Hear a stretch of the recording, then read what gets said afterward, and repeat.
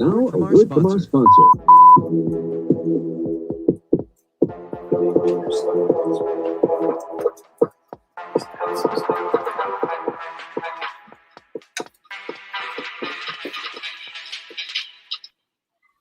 All right.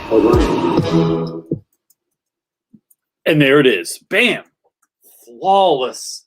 It has only taken 6 weeks to get it to be flawless, but we have done it. I've done it. I'm not taking full credit. There's a whole team of active individuals behind the scenes. I got the question and the link all pinned before. Look, we almost match. I have tie-dye on. You have camouflage because it's Valentine's Day. Those are camos, very loving. It is. You can't hide. Sign. It's a symbol of love. Is that what you're saying? I'm saying it's a symbol that you can't hide your love from me. Truth. Bam. All right. So I don't know what that was. Welcome, everyone. Before we get started, I want to say that my name is CJ Reynolds, and I run this YouTube channel called Real Rap With Reynolds. And that has everything to do with real talk and not rapping. Don't possess that skill. So this is our gesture are to help you to be the teacher you were called to be. So what this is like every Sunday at 1 p.m. for like the last 4 years now, at least, maybe almost 5. Like it's been a minute. I think Shut Up this is Everywhere. our 5th. I think this is our technically our 5th season. It used to be Teacher Talk Live, then it became where I had guests, and then the technology didn't really exist yet, and it was a really large pain in my butt. And so now we do it like this, but now we have you on. If you want to come on, you can come on, and I'll talk about that in just a second. But this is like an expression of care to create the safe space for teachers to talk about, to think about, to explore, to get ready for the next week. Now, even though it's Valentine's Day, and even though we have off tomorrow in the United States for President's Day, I think everybody has off for President's Day. Or as I call it at school, Herbert Hoover Day, because that's weird and it confuses the kids and they don't know who that is. And I tell them that we vacuum all day. That's what we do on Herbert Hoover Day in the Reynolds household.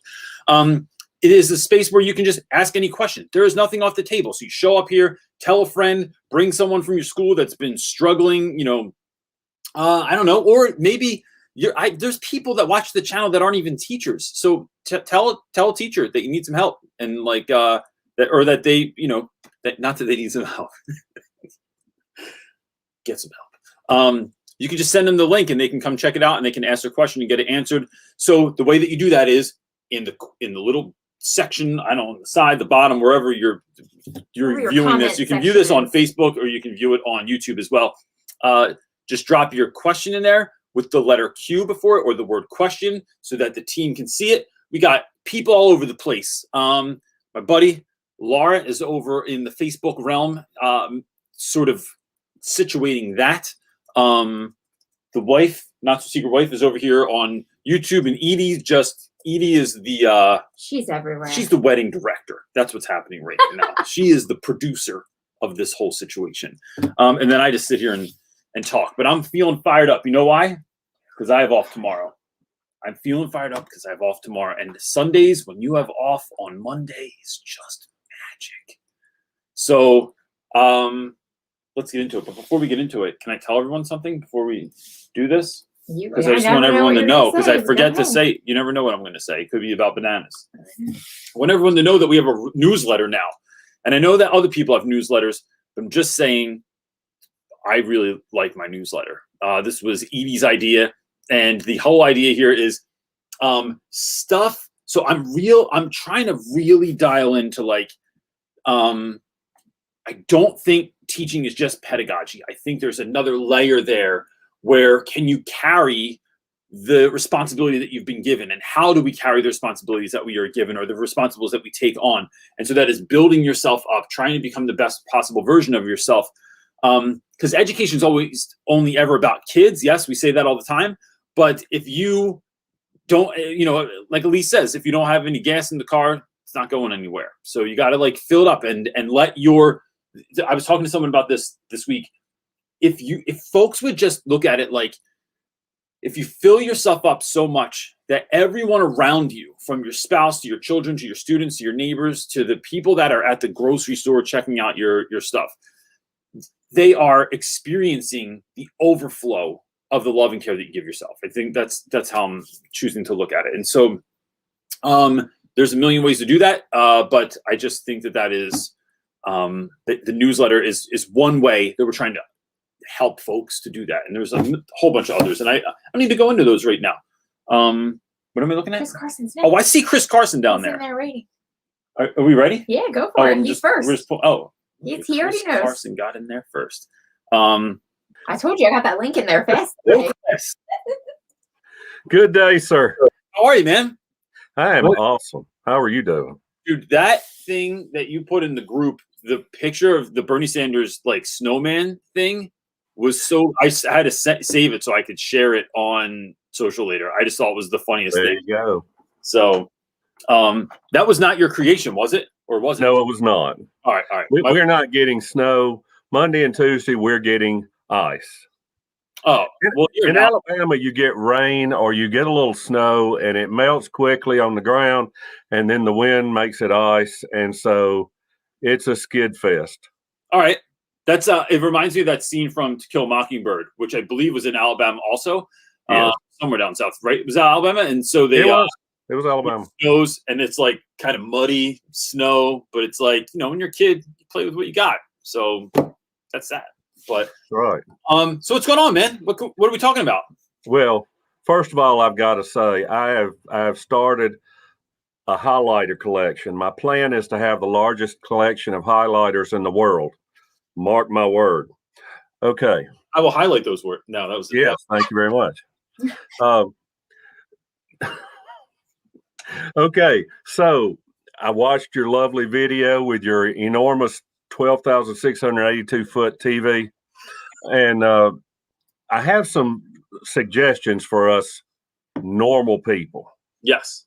because we're going to start calling you the king of all teacher media. But other than that, what do you hope for if you're one of us that has an old beat up TV in your room and it works about a third of the time? We started doing this last year. The district bought 65-inch TVs for all the rooms. They're smart TVs. And with a smart TV, you can hook it up to the internet, or I have mine hardwired into the internet and the World Wide Web.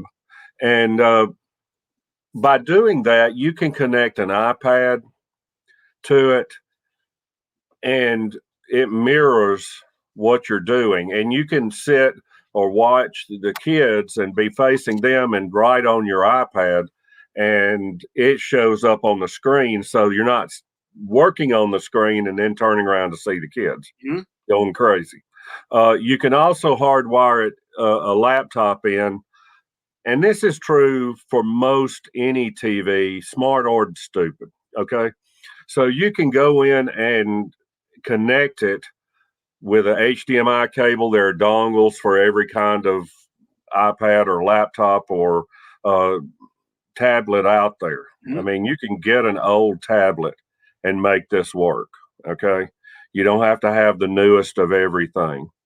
You just need a will and find a way. You can search it on YouTube and find all kinds of ideas and options. This also works if you have an older TV. You can use even an old version of Apple TV, connect it to the television, and then connect to an iPad or your phone or whatever. And it doesn't take the newest of stuff. You can find old versions of Apple TVs on anything from eBay to Facebook Marketplace. You name it, you can find it. You can find, in fact, I bought an iPad Pro about a year and a half ago, and I bought it on Amazon, and they call it renewed, but it's also considered refurbished, and it works with an Apple Pencil 1, and it was about $350. So you don't have to, you can do something cheap and still make it work. You still make it connect. If you want to work on your laptop, you just need an HDMI cable. Yeah. It might take a connector. I mean, so part of the reason I did the gig, so I don't do every brand deal that comes my way because I think it was awesome. It, or it's just not cool. But like, I have a Promethean board in my room, and that I got it. So this is so funny. That's a paperweight right now. It is. Some of the things that I say on the internet, I'm really glad that my school doesn't watch this. But so they got them in the summer. I was up at my school in the summer, like 2 years ago or something, and they had given them out to all the classrooms, but they had one left and nobody was claiming it. And so I kept asking, and the tech guy was like, "Do you want it?" Like, he's like, "Just put it up in your room. Then no one's going to take it out of there." And I was like, "Oh, all right." So I just went to the hardware store. I bought all the stuff that I needed to put it up. And then I just mounted that thing to my wall. And then when the beginning of the year came, they were like, "Oh, you got a Promethean board?" I'm like, "Yeah, just, apparently it was an extra one." So I just put it on my wall. So, but it's so, it's not intuitive. It was so hard to use. We used it literally to just plug into to watch videos. And I would use it to, for Fruit Ninja. We would play the game Fruit Ninja during lunch. And that was it. Like, because I could not figure out how to do it. And the training was so expensive. So part of the reason I did this one was it's really not that expensive because it's not a computer. It is essentially a whiteboard. Like, you connect your device to a touch screen monitor, touch screen and all that stuff. But it only has like 3 menus on it. And it's like, do you want to connect your TV, your phone, a USB, or something else? On the bottom, it's like, here's, do you want to paint, draw, or connect your computer? And then there's like one other thing that is like a little bit more in the weeds, but it's so much more intuitive. And so that's so for those of you that don't know, I did a deal with Samsung, and which is a really big deal for us. Like, that was like a huge brand, and it was super exciting. And then now I have this ridiculous 85-inch monitor in my living room that is, I'll tell you what, my kids are loving playing. My son's playing Fortnite in there right now, and it looks like he's playing Fortnite in a movie theater. It's like it became life size all of a sudden. I love it. We are the hit of the neighborhood at the moment. But that's why part of the reason I did it was because I had the Promethean board for 2 years. I still can't figure out anything, and to even have someone come into your school and train you, I forget how much it was, but it's some astronomical price that my school was like, "Yeah, we're not paying that." So we just got something that nobody knows how to use, but we don't pay for the training for it. And the life on a Promethean board is 8 years. Really? After 8 years, they won't even bother with you. There aren't updates. They don't fix them. They don't do anything with them. Wow, and Samsung has so much even for the future for like. This is like level 1. Yeah, this was. I sent your video link to a friend of mine who's with a relatively new charter school in Birmingham, and they've given this IT director friend of mine like $200,000. They only go up to 4th grade. Yep. And they want to have the latest and greatest of everything because it will last longer. And I said, you got to see this. So yeah, it's awesome. I mean, there's, like I said, there's reasons that I back certain things, and then there's other gigs that come along, and even if it's good money, I'm just like, I don't know if I would use that. Like, yeah, but awesome. Chris, it's nice to talk to you and see it. Usually I feel like just voice. Yes, I put my widescreen camera on and everything, so you could get me all in here. Are you at school or is this home? No, this is at home. This is my office at home. Oh, nice. But hey, don't you? I heard somewhere. Don't you have a book? I don't know if you heard about this, but I have a book. Other side. It's called Teach Your Class Off: The Real Rap Guide to Teaching, and it's available now on Amazon and everywhere books are sold. Everybody drink. There you go. All right, man. I'll talk to you again. Take care of yourself. We'll talk to you soon. All right, brother. Peace. Love it. Oh, man. Who's up, buddy? All right. Our next question is coming from our good friend Piano Boy. Piano Boy, my buddy. Question for Reynolds and everyone else. What does success mean to you given the environment COVID has placed on us as educators? I love this question so much. The other day, we're having a conversation at school, and I'm going to just say that we're trying. So the word from on high is, what do we do to, like, how do we help students be successful this year? And so this is kind of a dumb question, but like ultimately, like, it seems like a silly question, but the question was posed like, well, what are we considering success this year? And so, because it seems like success is getting kids to pass this year, to not have an overwhelming failing rate of students this year. And that doesn't mean we are being rigorous or pushing students, or we are trying to make the lesson engaging. It just means, can we just get kids to pass for the year? We will create all the makeup work, all the extra credit. We will allow kids to hand in anything they want, like from any time in the year. It's like, which is an enormous amount of work on teachers, but it just made me think like, well, what is success this year? I think this is, it depends on your school, right? Like it's just, I think the hope in the beginning of all this was that we were realizing that the school model was broken, and that we could maybe dream up some new ways to engage students, because there's kids that are winning on a huge scale from virtual learning. There are some students that I have that are just like that had Fs last year. We went to virtual learning in March, and then they had A's by the end of the year. They just love it because there aren't any distractions, because they can, some of the work they can do when they want. That kind of freedom is good for them. I have other students that it's awful for, that just are terrible, they're not terrible, they're doing terrible, and it's a real struggle. So, I think for me this year, the success is coming from helping kids navigate this the best that they can to get through to next year. And that is not usually my go-to, but these aren't usual times. That if I feel like that first, I think it was like the opening scene from the first Pirates of the Caribbean movie, where Jack Sparrow's like sailing on the boat that's like slowly going down. And then when right before he gets to the dock, he like steps off the top of the mast onto the dock. That's what my year feels like. And I want students to not be crushed by the year. I want them to learn a bit. I want them to read a little bit, to write a little bit, to creatively think a little bit, and to be challenged a little bit.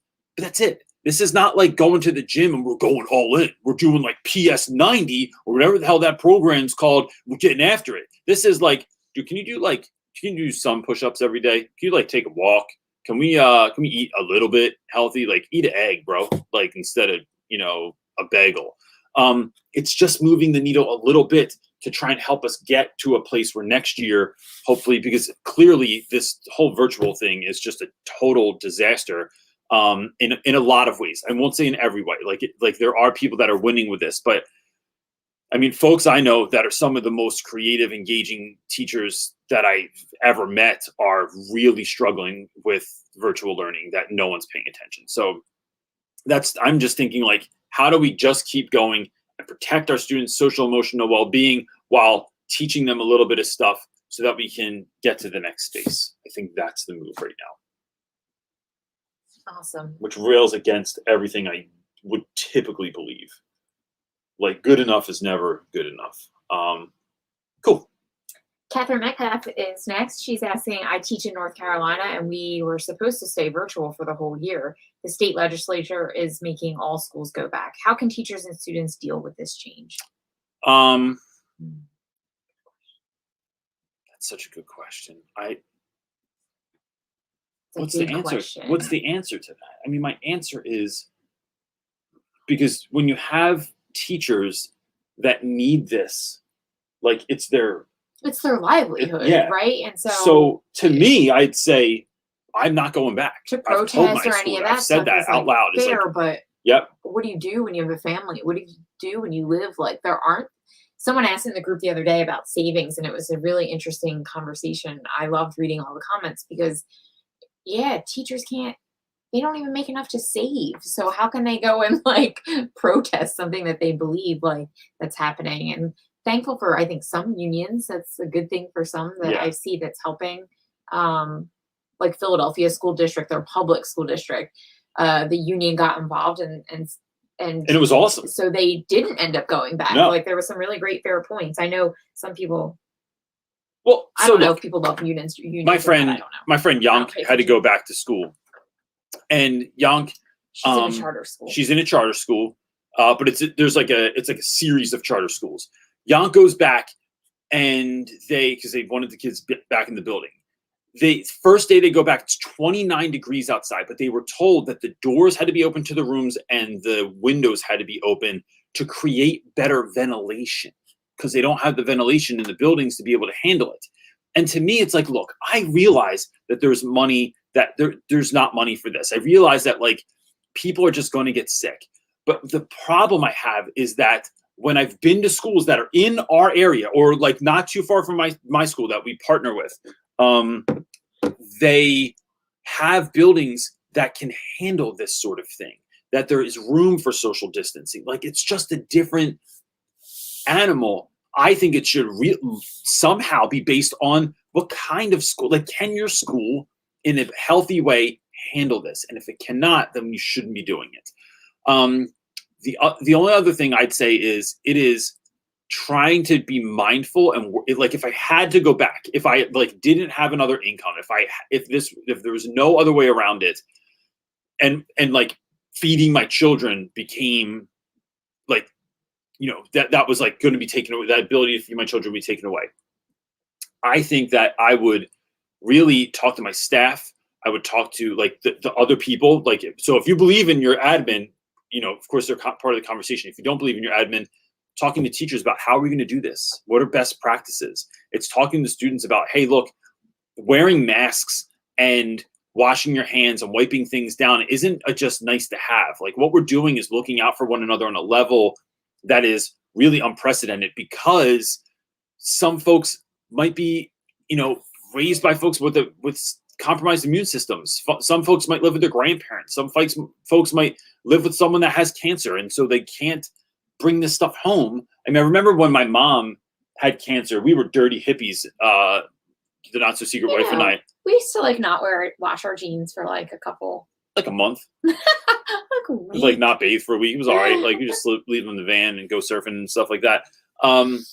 But I remember my stepdad saying like, you can't do that anymore. Yeah. Like you have to like make sure you're clean because mom's immune system is low. And that like, and that's why I say like the people that are making these decisions, it's like, dude, I know you can't account for everything, but it's hard. I just think the bottom line is if you believe in your admin, if you have Dave Dunsavage from our Facebook group as your vice principal, bro, go talk to your admin. But I think teachers need to take a role, come together, have these conversations, and figure out how, like, all right, the meeting's over. What are we really doing to protect ourselves and our students this year? And then have that conversation, and then do what you think is right to protect yourselves.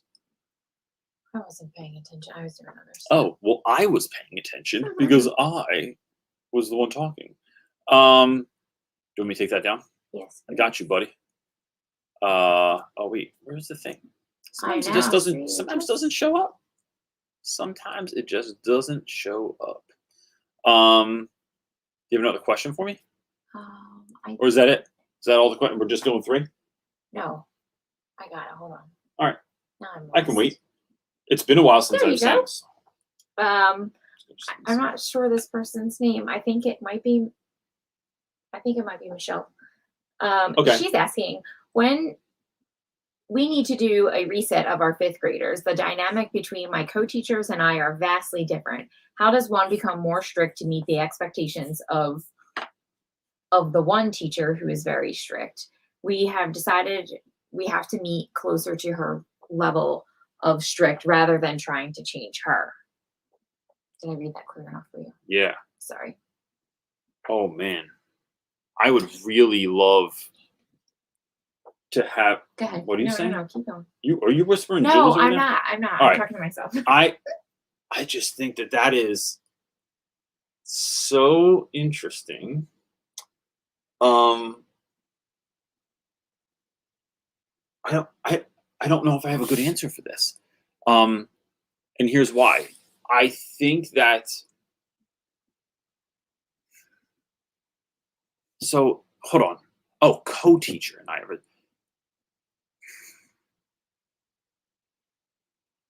gosh, this is dead air. Here's why. Because I just think that like I've had co-teachers that I've had a lot of co-teachers. Like I've had like 7 or 8 co-teachers in as many years, something really close to that. I've had multiple years. I've had 2, like someone last till Christmas and then they leave. I had one woman that lasted a day and then she split. What it did to her, Celine, if you're out there. But they, you know, we didn't vibe. What's the matter? I skipped Stephanie's show. Okay. So Stephanie, I see her in the waiting room. All right. So here's why I have a hard time with this, right? Let's get this out of the way. I don't know that changing is the move. I think it is combining forces and bringing what you do best to the table. You can't change someone else. You can't make them less strict, but I can't be less like I'm still strict, but I'm just not like teachery about it. Like it's like I know teachers that are like that like don't like, it's like there's no talking and you'll say what I do, and it's this kind of authoritative piece, this like dictator vibe, and it's just not what I do. I can't do it. And at this point I won't do it. So even if I went to a new school and I was put with a teacher that was very strict and I felt like I was the new person and what should I do? I think it comes down to having the conversation with someone to like, can we talk about figuring out a way that we can both cohabitate this place? How can we work together? And so it's not like one becoming more like someone else just to like, because they aren't able to change. It's like, no, how do you become more accepting of some of the things that I do? And let's talk about the why behind our strictness, right? Like I get it. Like one of my best friends, probably one of my best friends, definitely one of maybe the best friend that I ever worked with, was my friend Cho. And Cho is vastly different from me. I'm a 6'1" white dude. Cho's like a 5'4" Asian woman, and she comes from. And she'll tell you this, that it's because of her immigrant upbringing from her immigrant parents that she is like so hard, no nonsense. She doesn't play. It's like, get to class, do your thing, stop talking, get to work. And kids listen to her, man. And then I'm on the other side, Captain Jackass, with no sleeves on in the hallway because I think it's funny. Or, Cho eats with chopsticks, so I get chopsticks that have little hands on the end of them and stuff. Like, this is how we roll.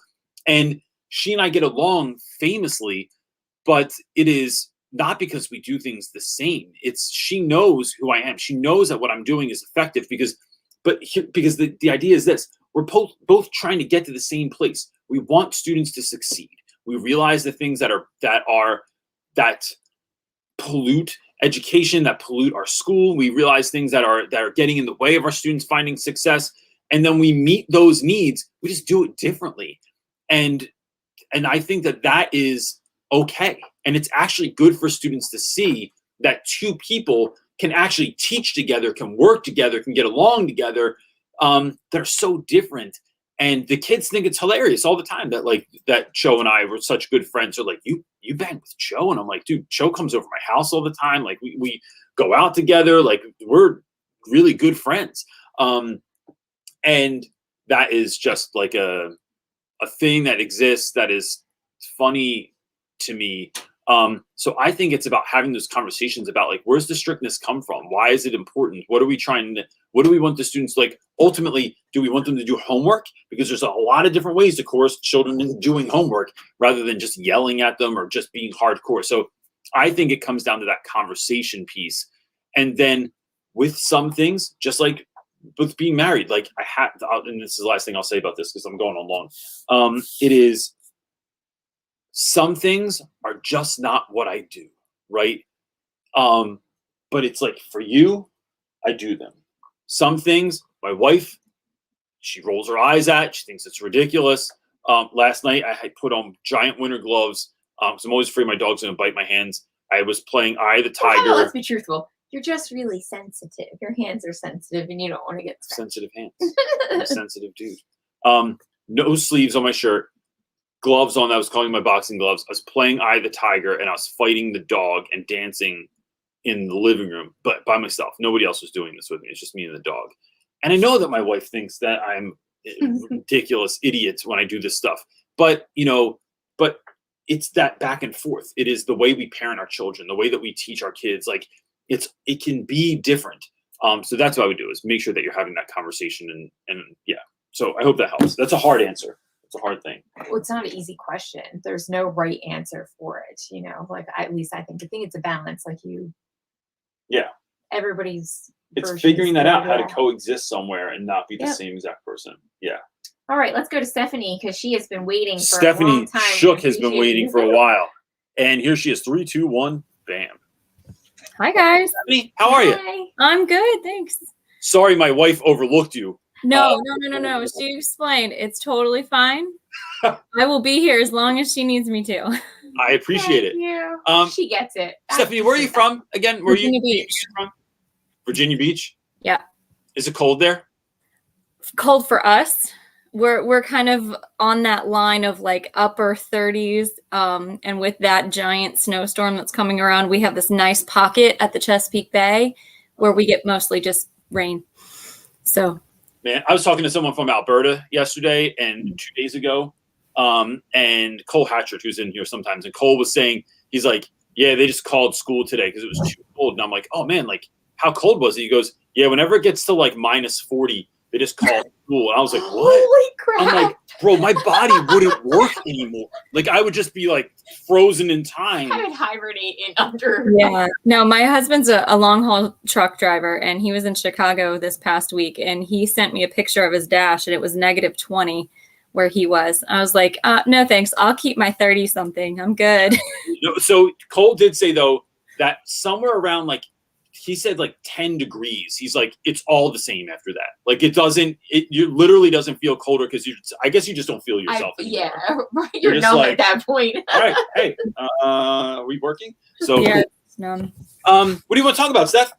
All right. So as a reminder for people who aren't familiar with me, I'm a first year career switcher teacher, grad student, and then since my husband's a long haul truck driver, more or less acting single parent to 3 kids. My biggest thing right now is that I want feedback more from you guys on how to reflect on my teaching, whether it's the skills, the relationships with students. That lesson did or didn't go very well. How, when, what kind of things do you do to kind of force yourself to do that? Because I know I'm not doing it nearly enough, and I want to be better for the kids. But I'm trying to find time to fit it all in. If that makes sense. Nope, I get it. So I think that there's a couple of things I would suggest. One is whenever you like have a chance to just write on like your lesson plans or like wherever you keep notes, right? So I use a lot of these, like I have a whole bunch of them right here. These field notebooks that I just carry around with me, keep in my pocket. I have ones for different things. So I have like one for school. I use one for church. I use one for business stuff. And so that's where everything goes. It's not always about, I rarely go back and read them, but it's the process of writing it down that sort of like helps me to get it out. I don't feel like I have to hold on to it or I have to remember it now. And it just sort of commits it to memory sometimes in weird ways. So that's one. 2 is asking your students how things are going. Like I think depending on the kind of class you have, sometimes giving like surveys that say, hey, how's your year going? What's your favorite thing we did this year? What's something you don't like about class? What's something, and that could be the whole school year. You don't have to do it just about your class. It could be about a number of classes, but that sometimes gives you insight where, the kid that's kind of a jerk is still going to give you the kind of jerky answer. But I think what it does is it creates space for kids to answer quietly and sometimes anonymously. So if they are not really prone to telling you whether they like class or not, it gives them a space to do that. And that can work to your benefit because you see ways that you're not doing so well, but it gives you insight into things you are doing well. So similar to this, a friend of mine does this thing in school every year where she has the kids write letters to their teachers and say like, what's something that you like about their class? What's something they did this year that you really appreciated? And sometimes I get letters from kids that I'm like, yo, I thought that kid hated me. I thought they hated my class. And instead I am seeing like, no, like wow, I didn't know you thought it was funny. I didn't know you liked that lesson. I didn't know you liked when we did independent reading because you had quiet time. I didn't know that you liked standing in the back of the room instead of sitting in the desk. Like, it just provides that insight. The other thing is I do a thing every morning when I wake up where I think about, so part of my process, and this is before my kids get up, like I get up at 5, lately I've been back on this tip where I get up at 5 in the morning, because that's the only time that's quiet in my house. Every other time is like mild madness. So it is sitting in the quiet and then writing down, like, what am I grateful for? What went really well yesterday? And then what's something I wish I'd done differently yesterday? And that can be as long of a list as I want. It could be, did I snap on a student? Did I yell at my kids? Was I not as patient? Did I get frustrated in the car? Yesterday, I was really tense. Like, I could feel all my shoulders and in my neck. And I was like, that was my reflection this morning. I was like, I wish I had such a great day yesterday. And I wish that I just was not as tense when I was going through it. So I think that those little things over time really benefit you. I don't know that I no longer look at almost anything as an event. It's a process. It's not like, okay, I figured it all out. Now I can just implement these changes. I'm crushing it for the end of the year. It's what are these little things I can do every day? And then it's manageable too. Like, so I use something called the 5-minute journal. I'm not affiliated with them in any way, but like 5-minute journal is just that. It's like a journal that you do for 5 minutes a day. And that really helps me too, because everybody has 5 minutes. I mean, like even parents, there's like 5 minutes where like, I hope my kids are brushing their teeth. I'm not really sure if they're doing it or not. And I have to smell breath when they come downstairs, but I can do that while they're doing that. So I can fit that in and it's easier. No, I appreciate that. And thank you for relating it to events. As coming from a theater background, that's huge in my mind still. So yeah, we're setting up and performing and doing the event, and then we got to break it all down. So everything is, start and stop. Whereas I'm finding that this is a spectrum. It's ongoing, and you're like, okay, well, we did that lesson last term, and here's the things that went really well. Yeah. But this didn't go quite so well, so let's tweak it. And then these kids, have a better understanding of it this time around. Apparently, I was blessed with the struggle students. I teach inclusion, but we have 4x4 terms this year for the first time. So we just swapped terms, and my team teachers, so we have English and science together and math and social studies together. Mm-hmm. The math and social studies teachers are like, this is what they gave you as your first encounter with teaching? Yeah. I'm going to be an alcoholic by the time the summer hits. Yeah. I was like, well, if it makes you feel better, I didn't know any different. Like, yeah, I knew they were a struggle, but I didn't have anything to compare it to. Now I have an advanced core and an advanced gifted class. And I'm like, wow, all right. So this is completely different, but I still got to step up my game because what took them a week to do, we did in 2 days. So I'm like, okay, gotta change my thinking a little bit, gotta get more in depth and all that. So that's why I'm asking about the reflection piece. Is like, yes, I know that these are things that have to happen. These are things that went well and not so well. But how do I adapt myself to make it better for them? Yeah, it's carving out that time. And I'd say, look, I get the kids every year that no one wants. I just decide to love it. Like, I just decide that, like, this is like, and here's why.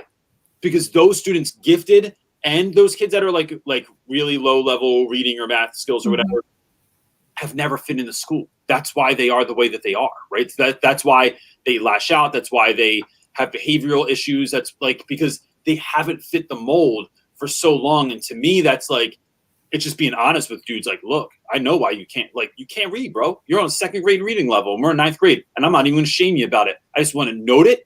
Let's be real about it. And then let's get you to where you need to be. And then helping them figure out their why, reverse engineer that.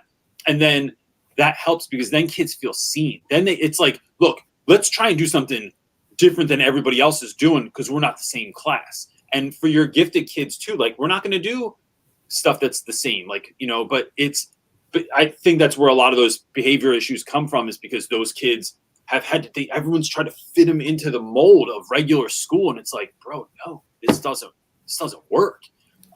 Yeah, I'm finding that my class is not fitting the mold either. No. I go to my PLC meetings. You guys have seen me in the chat. Yeah. I go to my PLC meetings and I'm like, hey, I want to do this. And they're like, no, I don't think so. I think we're going to just do this. And I'm like, that's so boring. Why are we doing that? That's not going to engage the kids. Nope. If I'm bored teaching it, the kids are going to be bored learning it. So I am. Are a pain in the ass because they've been bored their whole lives and they're just like, I'm smarter than this. Why are we reading this textbook right now? Why are we doing this? Like, can we get up and move? Can we go somewhere? Can we do something? Can we like engage? Yeah. Can we like differentiate this a little bit? But differentiation looks like, I mean, look at schools. Look how they differentiate menus in lunch, right? Like, especially in poor schools, like our lunch is so sad. And it's like, that's a vegetable. And it's like, that's not a vegetable. That is a yellow green bean, bro. And it's not even one of the yellow ones you grow. It's like, it's just yellow because it's been sitting in the can for so long.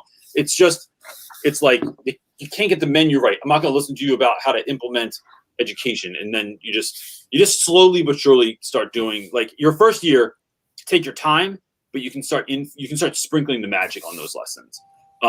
Look, best to you, Stephanie. I hope that it goes well. And I think that it's carving out that time intentionally that will really help you to identify what you need to work on and then kind of dream, like go big with what you're thinking about. I appreciate it. All right. I'll talk to you soon. Bye-bye. Cool. What you got, dude? All right. Our next question is coming from Kristen. She's asking, what do you do if you're finding out that your professional teaching beliefs are not aligned with your school/principles? Also, how do you deal with a negative observation? All right. So this is such a great question. I think it's Kirsten too. Oh, sorry. Just saying. You know. It's I don't know, I was gonna make a joke, but it was dumb. As usual. I apologize. Kirsten, I think that this is, I would say, for most of us in here, this is our life. This is why we're all here. This is why it's Sunday afternoon, when Monday's a national holiday, and we're all in here because we were like, yeah, we know, like, this is what we deal with. So here's the thing. I think there's a couple of things here. Growing up, I was a weird dude, right? I'm still a weird dude. And I remember talking to a friend of mine, and we were talking about this idea that we were growing up, we were both like just really happy. And even though like both like dealt with a lot of trauma, like, having my father die when I was just 4 years old, and then my mom getting remarried to someone that was kind of a pickle. And even through that, I just was always like wanted to put on the show. I was always like on 11. I was always like moving and shaking and dancing and singing and doing stuff and like being extra. And right, this a lot's changed, right? Not so much. But when you're like that as a kid, I see this in my kids now. My tendency when my son's on 11 and we're sliding. I'm going to break it down like this, Kirsten. We're sliding the other day and my son's 13 and all the other 13-year-olds are like super cool. They got, their hair's like certain way. And my son has the hair like that too. And they're just like, they're constantly looking around, engaging the situation so they can pivot their coolness to fit into what's going on. I see this on my students too. My son, like many of my students, like many of my friends, just could give zero thought to this. He's just like doing his own thing. He's laughing real loud. He's carrying on. He's like tumbling down the hill. He's going down backwards. He's jumping on his friends and going down. They're just being total jackasses with zero radar to what anybody else thinks. And my inclination is always go, bro, you got to dial it down, bro. Like, but that's what people told me when I was growing up, was to dial it down. And instead of dialing it down, I think you just become more comfortable with who you are. Like, know that, it's only weird that you're the crazy cat lady if you're weird about it. But if you just like cats, then have all the cats and all the food. Just pick up the poop in your yard. But it's like, it is leaning into that thing that you are.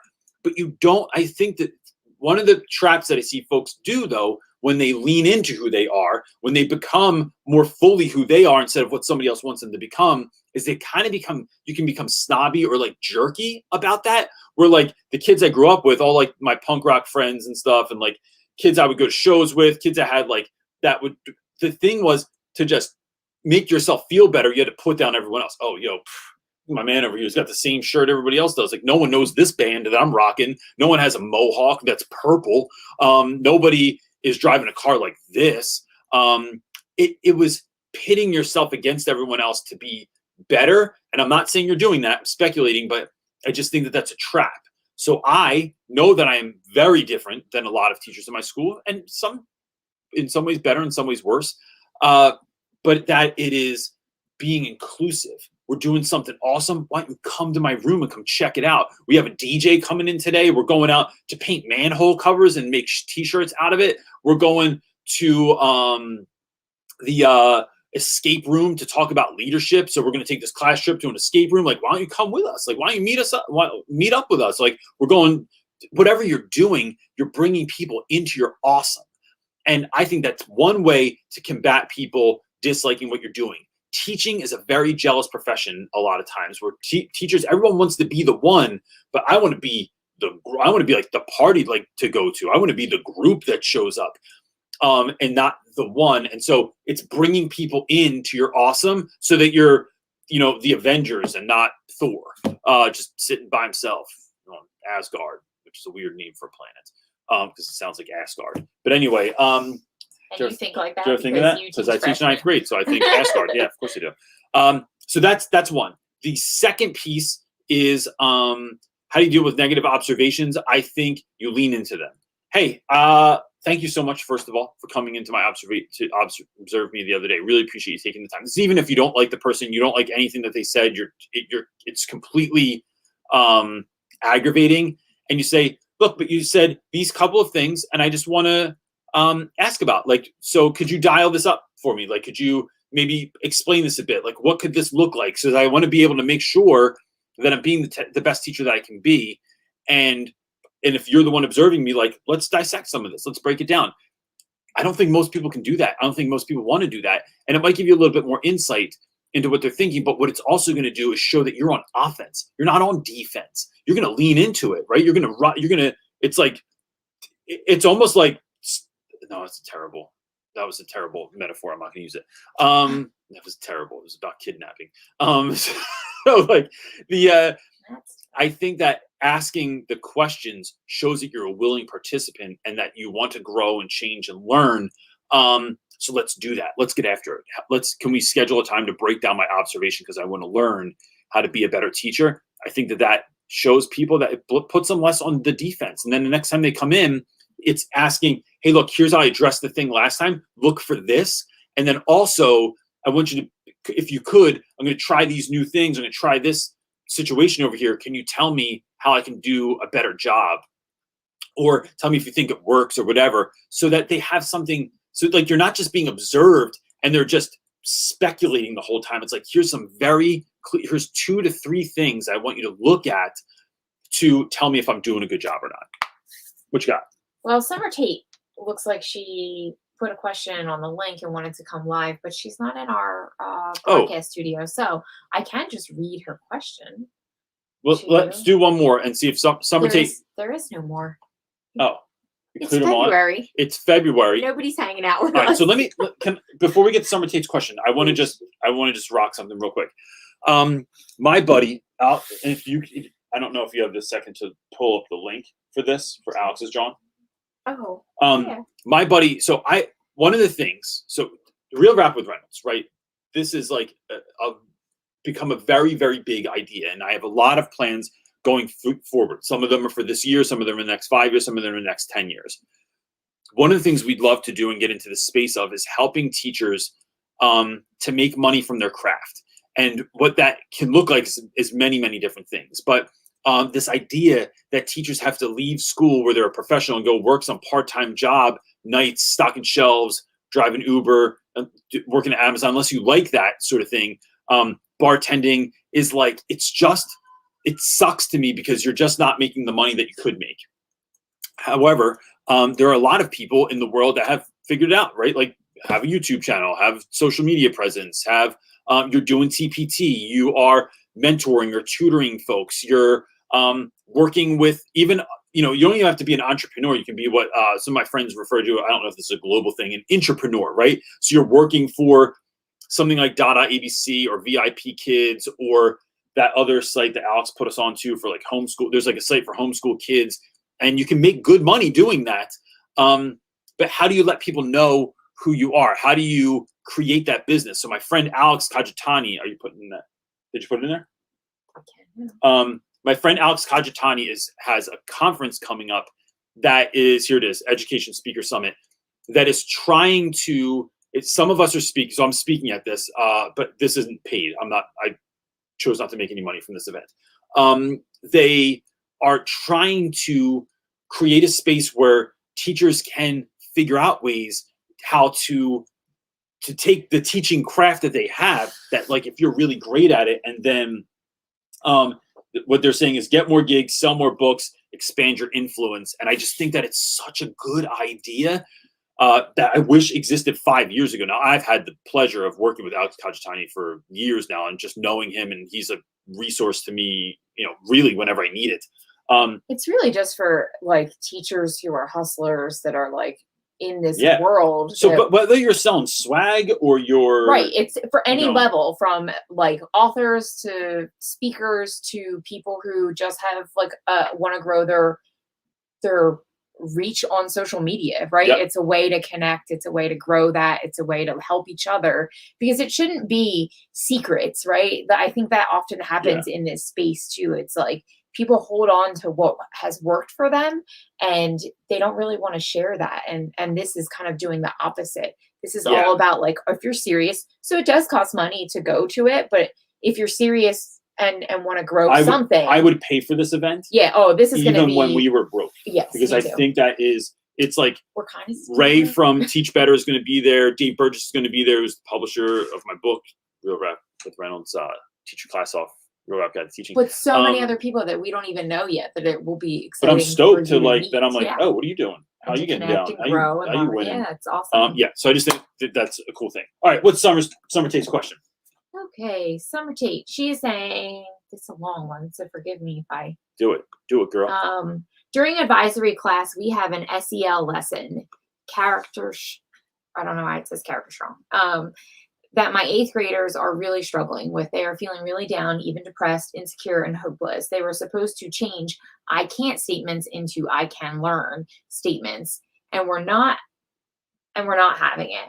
And who can blame them? I'm also struggling with depression. It's very sad for me to hear 14-year-olds say things like, things will never be better, and I can never be beautiful. Any advice for helping students' emotional well-being? They are sick of toxic positivity, and I think just need to vent and have their feelings validated. I have never in my life heard the term toxic positivity, I don't really, but I immediately know what it means. Hell yeah, that's those mean? people that like, you know, when you're like feeling like crap, and you go and talk to a friend. We have friends like this, and they're like, "Oh, I know. Come on, Yeah. Look, Jen, it'll be better. Mm-hmm. Things will get better, right? This isn't going to last It'll forever. be okay. It'll be all right." Yeah. Okay, but they don't give you any actual action steps as to how to make that happen.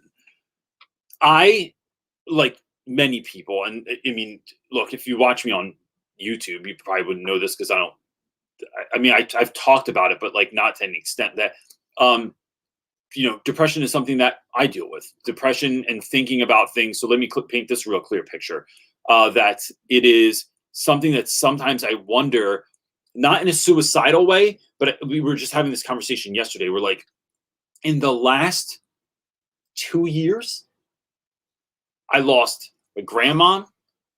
About 6 months later, your dad died. 6 months later, your brother died. Then my cousin just died. And who else did we lose?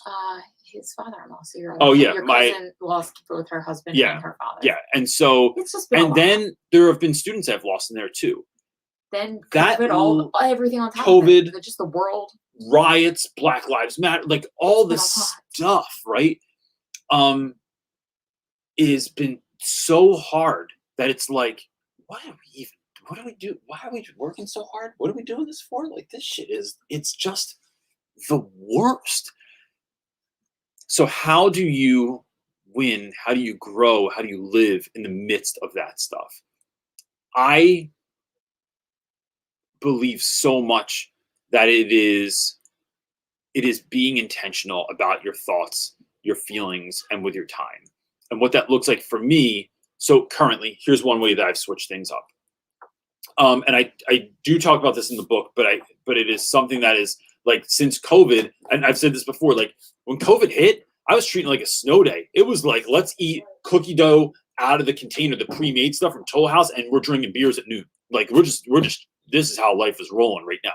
We're teaching asynchronously. I was having fun with it, and it was great. And then it was like, oh no, like I don't want to do this anymore. Like the physical effects were really getting on me. The idea that I don't know when this is going to end. Like all those same feelings were there too.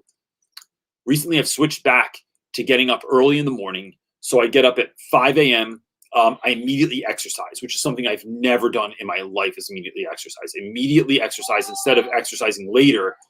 And then I do a couple of things like remembering why I'm doing anything that I'm doing, right? And that has been huge, right? So just this morning, I was thinking of all the stuff I have to do, and it became really daunting. It was like, there's like housework that I need to do. There's professional responsibilities I need to take care of for school. There's stuff that I need to do for Real Rap With Reynolds and for brand, like the Samsung video I put out yesterday. I have to have another one out ready for them by Wednesday, but that's a huge deal. So I'm like trying to get new equipment to film it, and nobody had it. It was all this overwhelming stuff. All that to be said, I just choose to, in that time in the morning when it's early, before anyone's awake, before the world is even moving, especially New Jersey this time of year when it's frozen, it is thinking about and being grateful for the things I can be grateful for. It is one, right? That feeling, and like really feeling it in your heart, like really, like not just being grateful for my dog or my kids or my wife or the chair that I'm sitting in, but like really feeling it, like thinking about like, damn, like I really love my kids. I'd really do anything for them.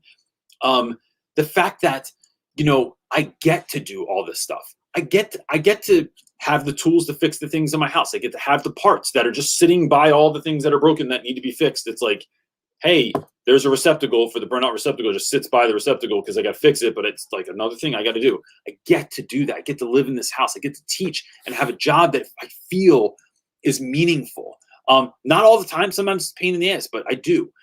That I get to have brand deals to do stuff with, that I get to do this YouTube channel, that I get to like all the things, that I get to have laundry and I have to wash it, but like, damn, like we get to have laundry and we have detergent. We're not broke like we were when I first started teaching, and I was like, shit, do we have any detergent? All right, just wash these clothes because we only have enough left for two loads. It is, I get to have this stuff. So I think if I'm dealing with students, there's two things I'm having kids remember. One is I want them to know they can just talk about it. We say this all the time on this channel, but what is mentionable is manageable. Giving students safe spaces to talk about and explore and express who they are, what they're thinking about, what they're thinking, or what they're feeling is so important. When we do that, we are giving kids one of the greatest gifts in the world, and that is our attention. That you don't have to have anything back to say to it. You don't have to say the right thing. You do the right thing afterwards. You're just creating a safe space for kids to talk about that sort of thing is a really big deal. And even telling kids like, this is a big deal that you're sharing stuff, that I'm honored that you would even do that. But creating that space. The other thing is having, I think, when you know why you're doing something, right? Our pastor talked about this morning. Are you hungry for what you want? So if someone asks, hey, do you want to eat? Are you hungry? Or are you just like, I can eat. And that, to me, when he said that this morning, that hit me so hard that I just wanted to pause his talk and just think about that for a minute and sit with that, because it's like, are you hungry? But if you can't be hungry, if you don't know why you're doing what you're doing, that I want to teach, the excitement, the enthusiasm for teaching comes out of a space where I want kids to win. And sometimes I'm good at that, and some days I'm not good at that. That my creating a YouTube channel is a lot of work that nobody knows about. They don't know how many hours I spend on doing this, or all the time and the equipment and the time away from my family and like the expense that it costs, all that stuff. But it is when I remember why I'm doing what I'm doing, it becomes not just easier, but it is pouring gasoline on the fire. And so having your students think about what they're grateful for, giving them space to talk about things, and then I think having them remember why they're doing. Why are we showing up? Why am I going to school? Is it just to pass? Is it just to go to college? Is it because I want to be successful? Whatever the hell that means. It is getting dialed in on some real stuff. Trying to support my mom, trying to take care of my grandma, I'm trying to be rich because I'm tired of being poor because I grew up that way. Tired of because I want to be able to serve my community in this particular way. Like, what is the why that you have? Because when you know that, it makes everything else. It is like nothing gets in your way. There's nothing that gets in your way because you're hungry, and I think that that's important. Yeah, and I just think that's so interesting. I think that people don't talk to kids about that enough. Like, even just, I think social and emotional, like, I don't know. I am always surprised. I've had a few people tell me in our lives that like they love how we talk to our children and how we handle like each scenario with like social and emotional. And that's really important to me because I don't know. My parents didn't do that with me. Not that that was, I'm all right, you know, but who couldn't learn more about like emotional health and how to handle emotions and those big emotions? And someone mentioned on here also in the comment section, like teenagers and young people just feel things like on a super, like a greater level. They're like, anybody was like Romeo and Juliet, anyone? Like truth. Yeah, they do. They just feel, I know, like our kids, their emotional state is so erratic. One, because they're just going through so much, but two, they just don't know how to manage emotions. And I just don't think we talk about that enough when we talk about educating and development of children. It's like, no, that goes hand in hand.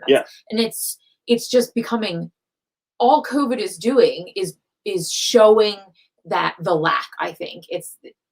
Because there's it's amplifying those feelings too, right? Where it's but I think all that stuff was there before. Just it was easy to pretend, right? It was easy to like kind of everybody could go along and ignore things until these pops happen where like you have school shootings and it's like, well, we're not, dealing with social and emotional well-being, like on many school shootings is one level, but like there's many areas that comes out on. And I just think for me, social and emotional is like development in my children is one of the number one things that I want to cultivate and spend time in, because I think it impacts everything. Yeah. And it's really important. And along with that, letting kids know, I got you. Yeah. Like this is the place that's safe for you. This is the place where I will listen to you. Like, I've got you. And there's other teachers out who got you too. Like that.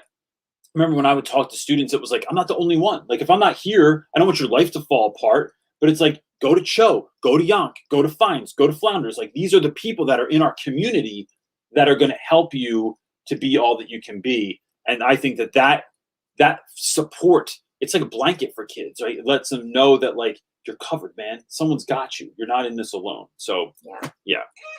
Couple of just quick little questions. Cool.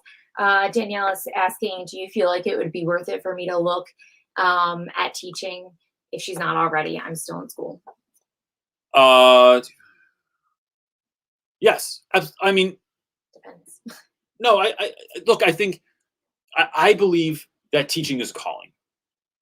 And whether or not you're like a God person or not, it is like, is it something you feel pulled to do, led to do? Like, this is like what you've been given to do.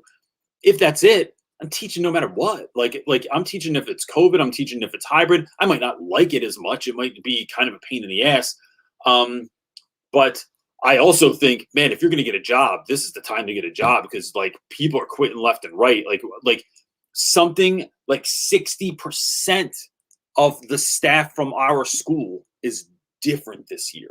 People left in mass. And this year, there's no sign it's going to be any different, because it's hard, man. People are like breaking down. And I think part of that is the self-care, is the and self-care isn't just like, it's not just like that sounds like letting yourself have a drink after school, letting yourself have some wine or some extra Netflix time or something like that. No, it's like building a better individual. So if we're building ourselves to be stronger, to be able to handle these things in incremental ways, right? This isn't like, it's not an event, it's a process. Like I said, I think we can handle more. And but I just think, yeah, I if you feel like teaching is what you're supposed to do, show up. You don't know what's going to happen. Like, we could be back in school next year and everything's normal again. Like, I have no idea. That's a great answer. If that was her question, Edie just informed me. He's. I think the question is regarding the summit that Alex is hosting, the Education Speaker Summit. But no, I think that's regardless a great answer. But my answer is also so. Do you feel like it would be worth it for me to look at if I'm not teaching it? It depends. So look, I mean, I know people that are it's a great way first year teachers that are that start YouTube channels, that start making TPT products, that are influencers. That's such a weird word to use. But I mean, that's what we're doing.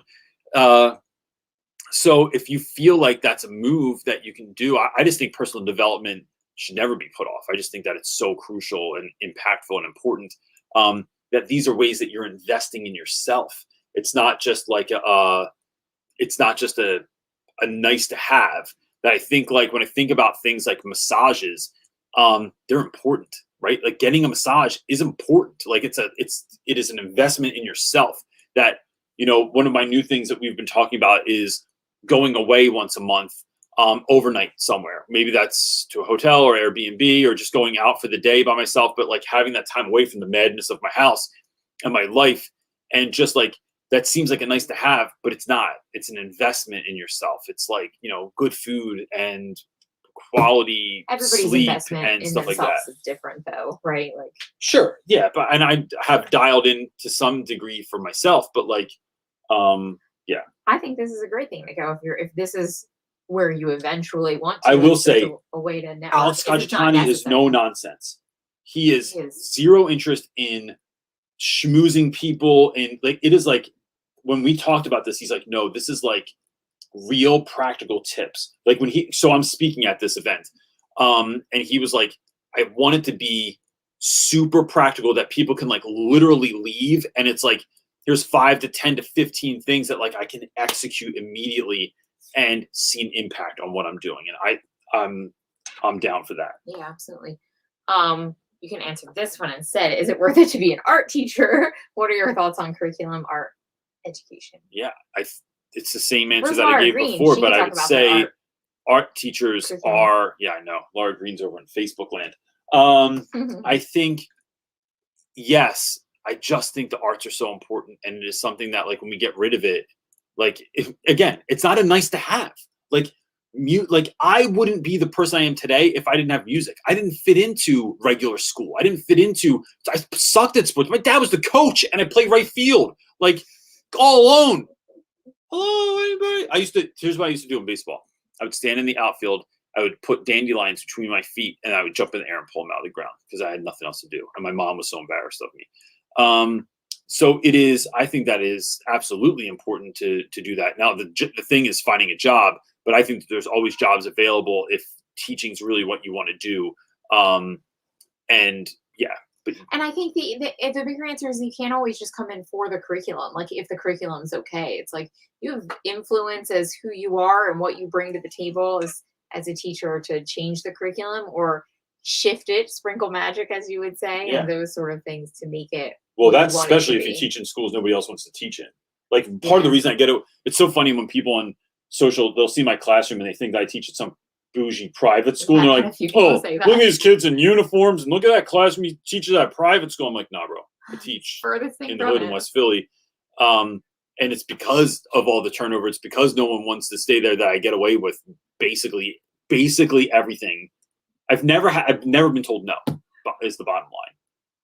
Laura Green had a great question. I don't see it, so we're just going to go to the little Google Sheet thing. She's saying, cool.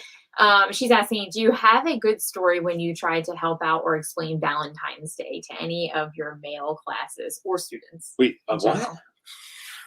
Give me a good, like, what do you tell your Oh, what do male I- teachers about or students about Valentine's Day? So my students always ask if I celebrate Valentine's Day, and I think Valentine's Day has it is a dark history. If you look it up, it's like about rape and murder, basically. I'm gonna tell When we that were story. kids, when we were younger, we used to No, call it rape I and murder love day. Valentine's Day. I wanted to celebrate it, and I tried to force CJ to celebrate Look, Valentine's Day with me. my hippie punk rock roots would not allow And me he goes, to do "What?" something so He goes, mainstream. You want me to celebrate Right? Rape and Murder Day? Like, It's he's like, look it up. It's dark, And- man. Okay, fair enough. It's messed It up. is, but But I get it. Come I on. get why people do I it. was just a lady It was who just wanted too some corporate flowers. for me. Wasn't doing it. Wasn't going out on New Year's Eve because it's for beginners. Let's party on a random Thursday in March. That's what we're doing. But now I realize, no, it is like when you love someone, right? Like when dudes are just like, yo, I'm not doing this. It's a Hallmark holiday. No, you know what it is? It's important to the person that you love. So that's why you show up and do it. One, Man, if that's only I you tell could have gave people. me that answer years I didn't ago. know. No one told me, babe. Right? Now, be thankful. And then, what do I always give you on whenever there's any kind of holiday or gift? What do I never buy? Flowers? No, dude. What do I always What? make you? Oh, a card. I make You cards. do. I only ever make my own cards. I tell Let's kids. show the card. Let For, me go get are it. you going to get it? Yeah. For Valentine's Day, I tell my guys, never buy a card. Never use somebody else's word, like bought words. Like go make a card, bro. Get a piece of construction paper and a couple of markers, draw something on it, even if it sucks. It shows I love you so much that I made this for you. So here's this year's card. Happy Valentine's with a heart on. This is really our camera's really blurry this week. I think it's dirty. I think Brody touches it too much. And then I'll have to show you what I wrote inside. But yeah, and then I just write stuff, weird stuff. So do you I'm actually have an oddball. answer to To Jenny Laura's from your hot ass husband. question? Yeah. So that's what I tell them. Oh, you answered it? Make a card and get them Yeah. something because they're important and because they want to celebrate Valentine's Day. And don't make them feel bad about it. Some yeah, love. agreed. Kara was asking, it is important for me to find the right school environment and management for me to thrive, as well as my why to serve the kids. I am finding this very challenging, and I am my third year teaching at my second school. Any advice? Yeah. So I didn't used to think that. So, I'm one of these guys that like, look, I grew up and I saw all the same movies everybody else did. And I read all the same stuff like that everyone else did. And it was like, no, I want to be like, there was that savior complex. It was that white savior complex or I mean, for me, because I'm white, but like that savior complex in general, where I wanted to go teach at the school where no one else wanted to teach at and then be the one, right? This is like, that's why we call this real Rap With Reynolds. Let's be real honest. That was my mindset. Then I get there and I realize, oh, no, there's a lot of people here doing great stuff. Like this is like a party of awesome.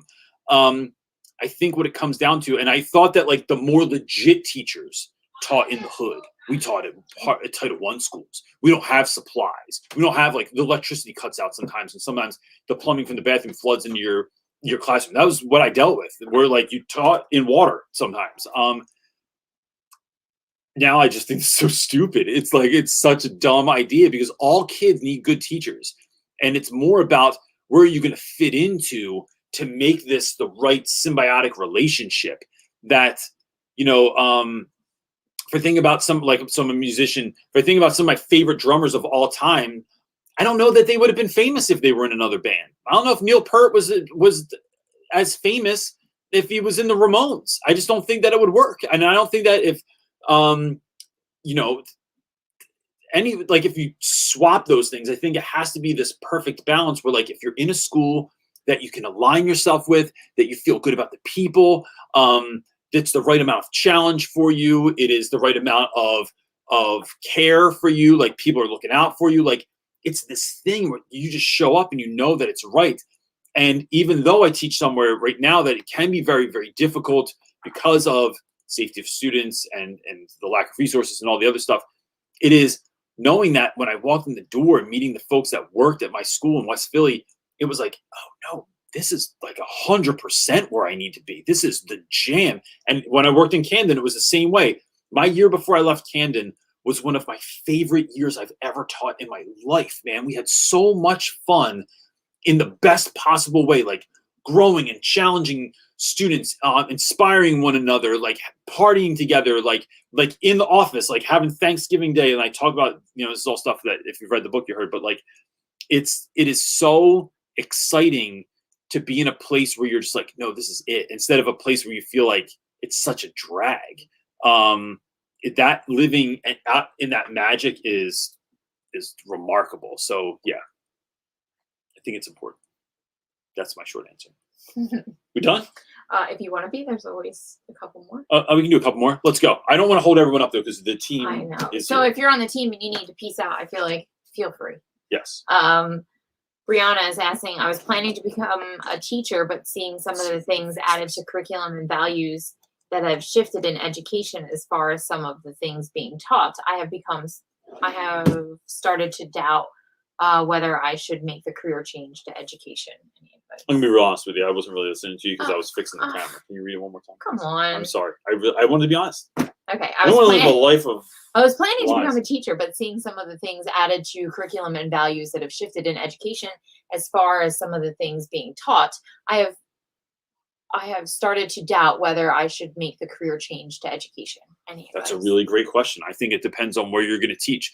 I see a lot of people that have hard time with, if you believe in creation, the creation story over like evolution, folks have a real hard time with that. Like, look at, is it Utah right now where they're trying to like get Black History Month, get rid of Black History Month? What? I did not hear that. That's. I don't want to diss Utah, but I think it's something that's happening somewhere. Shivy was talking about the other day on Instagram. I just think like, if you're anti-Black history, like maybe this is your jam. I don't know, but like if that's like, if you're Black and or if you care about kids knowing real Black, not just like Martin Luther King Jr. and Rosa Parks and like those are important figures in history, but like to know there's so much there to really dive in, to do that work, to help students to be anti-racist. Maybe you don't want to teach in that state. I could see that affecting me. I think that it's always about infiltration, man. It is about getting in there and being a positive change for good, that we don't look at the systems and protocols and lessons and curriculum and then decide whether we're going to do something. Is this where I've been given to go? And then I'm going to go and do it to the best of my ability and try to bring about change, try and live a life that is, that I'm showing my students that like, no, this isn't all right. This is part of the reason I became a teacher, because I don't see enough inclusion in the classroom. I don't see enough, there are not enough kids being taught books, stories, lessons, given examples in tests and things that they can see themselves in. So it's about, I think, as my friend Peter has, what is Peter's thing? Is it his podcast, Disrupt Education, which I always say that's my favorite name for something. Man, if we didn't go real Rap With Reynolds, I would 100% go Disrupt Education. If we would have started a YouTube channel with the idea that it was going to be teaching, then sure, we would have felt differently. And let me say this. I don't say that like to try and come off like a jerk. I think it is that sort of righteous anger that you get where you see the inequities, you see the unjust things that are happening in education. And so when you see that stuff, it is your duty, I think, as a human being to step up and try and change some of those things. So should you not be a teacher because you don't like some of the things that you're seeing? No, go and be the teacher that you're called to be. Go and be the teacher that you always needed. Go and be the teacher that you dreamt about being, and then show up and do that. And I think suffer the slings and arrows of that situation. And look, I say that with a real level of privilege, as much as I can understand, like both being white and being a male, having a secondary income. Like I realize that this isn't like it's like my kids' lives aren't on the line sometimes anymore when I really push. I mean, it is like if I lost my teaching job, I can't just live off of everything else I'm doing yet. But I realize I have other options. But I think that still, I think the job of educators is to show up and care for students and be the teachers that they need. I think that's That's the jam. Absolutely. Okay, Eric is asking, what jobs are there in school other than teaching? I love being around kids, but I can't handle the stress of being a full-time teacher at this point in my life. You could be a para, so you would be like in-class support. Where to my knowledge, like I don't know any paras that have to plan anything. You are a support figure in the classroom. You could be a tutor. You could be an in-school tutor. You could be a substitute, but that's maybe something that somebody else can speak to, because I did that once and then I hated it. It was not my jam. So I think that it's did I just take that question down? No, I just put that one up. Oh, okay. I was gonna say. So it is. Those are the two that come to mind. This is a really good time to mention that, Eric. What I would do is, even if you're just thinking about this, even if you're not in education yet, our Facebook group, Real Rap With Reynolds Teacher Talk, is a really great place to talk about this. And I make no money off of this, so it's not like a paid jam or something like that. But if you go to this right there, the Facebook group, this is a really great place that you can drop that question in there, and you're going to get like 30 to 70 answers on it that people are going to help you out. It is a group of people like us, teachers that are trying to be teachers we're called to be, and it is giving people a safe space to ask things and to empower one another and really help like raise each other up. So that's why I think that is a really great place to get those answers too. John Lopez had one question that you can end on. All right, cool. John Lopez, my boy. John Lopez sends me packages in the mail, and they're really kind. He writes really great letters that are really well. He does calligraphy. They're beautiful. And then I'm not going to show all the stuff. I'll put John Lopez on blast. But I'll tell you one of the things that John Lopez sends me that is bad. He sends me candy that tons of I candy. end up eating all this stuff. We eat it late at night, which we is do. the worst. It'll be like midnight, and I'm like, yo, what's those Mike and Ike that John Lopez? Where's the lemon heads John Lopez sent? I end up eating those. The other night, I'm on a meeting with Edie, and I'm like, she's eating a candy cane, and I'm sucking on. It was like late at night, and I was sucking on lemon heads. She's eating a candy cane, and we're both like in each other. I can't apologize. We were like, it's all right. Yep. Eating our candy from John Lopez. John Lopez. Thanks, John. Go ahead. Anyway, he is asking, do you think that Samsung would give away any of those monitors to teachers? Now that would be cool. Look, someone asked me that yesterday in the comment section, and I've really been thinking about it. I have a meeting with them next week, and it's something that I would love to ask to see. Because I don't like when you're a gazillionaire company. And even if you made people jump through some hoops, like I never do this stuff on my social, but like when folks are like, hey, want to win this? Then do this, and then tweet this, and then tag this, and then send it to a friend, and then send us proof. It's like, no, I'd rather just do that. So that's the thing. So hopefully, maybe like we would love to. We could present that to them and really see if it's an option. Let me make Edie and Jenna really mad right now. Here's what I'm going to do. Speaking of giving things away for free, if you put in the comment section right now that you would like a free signed book from me, just put it in there, and I will pick 2 people at random, and I'll send those books out. Well, not today because it's Sunday, and tomorrow's President's Day, so the post office is closed those 2 days. I'll send it out on Tuesday, and I'm just picking them randomly. You don't have to put them in the system and twirl all the things around. But if you're interested in a free book, just go ahead and leave it in the comment section. Even if you already have the book, you could give it to somebody else that you want it to go to.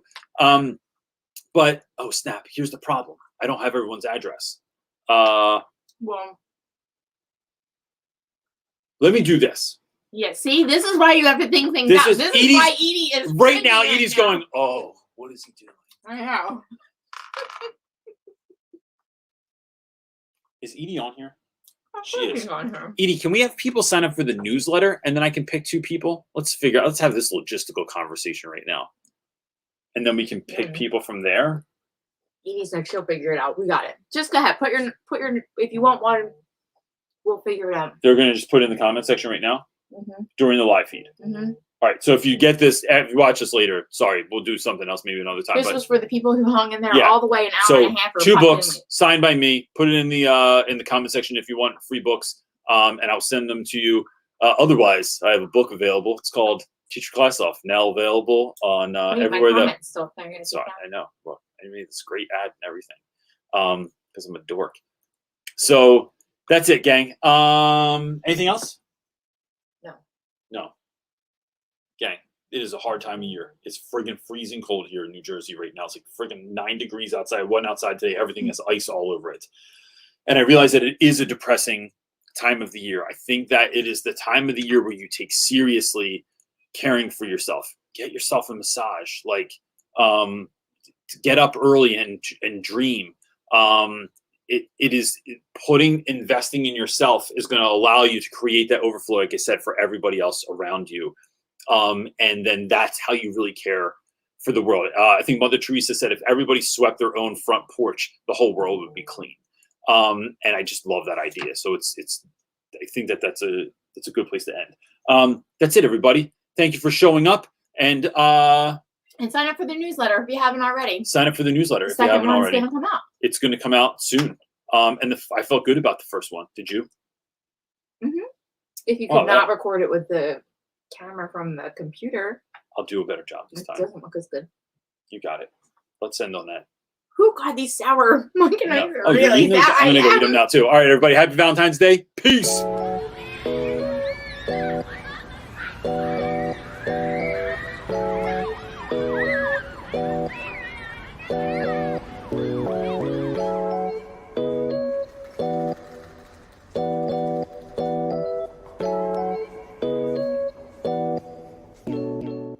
And now, a word from our sponsor.